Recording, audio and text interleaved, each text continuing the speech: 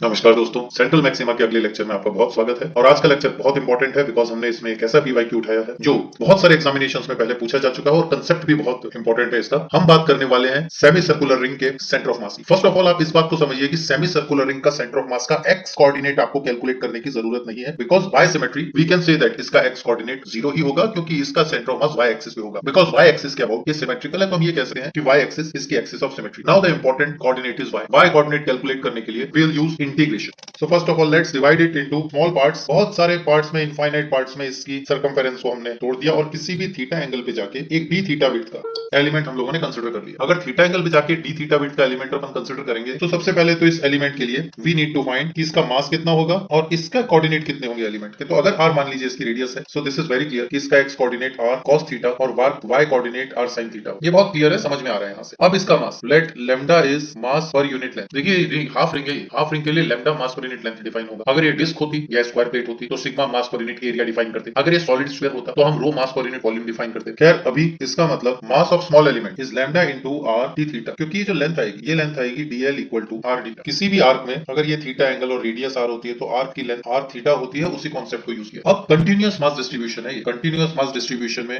y coordinate y DM upon integration DM से और x coordinate integration x DM upon integration DM से आता है, जो कि 0 है ऑलरेडी, आपको कैलकुलेट करने की जरूरत है नहीं से। ये किसी भी कंटिन्यूअस मास डिस्ट्रीब्यूशन का सेंटर ऑफ मास कैलकुलेट करने के काम आएगा। लेकिन आपको ये जरूर पता होना चाहिए इसमें कि x और y क्या है। x and y are coordinates of centre of mass of considered small element and dm is mass of considered small element. So इसको अगर अपन फर्दर आगे लेकर चले तो ycm integral y dm upon integral dm। y की जगह r sin theta, dm की जगह लैम्डा r d थीटा और dm की जगह फिर से लैम्डा r थीटा। क्योंकि लैम्डा कांस्टेंट है इसलिए बाहर कैंसिल आउट हो जाएगा, r स्क्वायर भी बाहर आ जाएगा। न्यूमरेटर में इंटीग्रेशन में sin थीटा d थीटा और डिनोमिनेटर में इंटीग्रेशन में केवल d थीटा रह जाएगा। लिमिट्स इंटीग्रेशन की वेरी इंपॉर्टेंट पॉइंट, लिमिट उसकी लगती है, उस क्वांटिटी की लगती है जो d के साथ हो रहा है और ऐसे लगती है कि फर्स्ट से आखिरी एलिमेंट तक सारे कवर हो जाए। In this diagram please note limit theta की लगेगी और दिस इज फर्स्ट एलिमेंट और ये आखिरी एलिमेंट है। अगर आप फर्स्ट एलिमेंट से आखिरी एलिमेंट तक थीटा को वेरी कराएंगे तो ये लिमिट 0 टू पाई आए, क्योंकि 0 थीटा की वैल्यू होगी जब फर्स्ट एलिमेंट कंसीडर हो रहा होगा और पाई मतलब 180 डिग्री तब होगी जब आखिरी एलिमेंट कंसीडर हो रहा होगा। Hence 0 to pi will be the limit. Solving it further,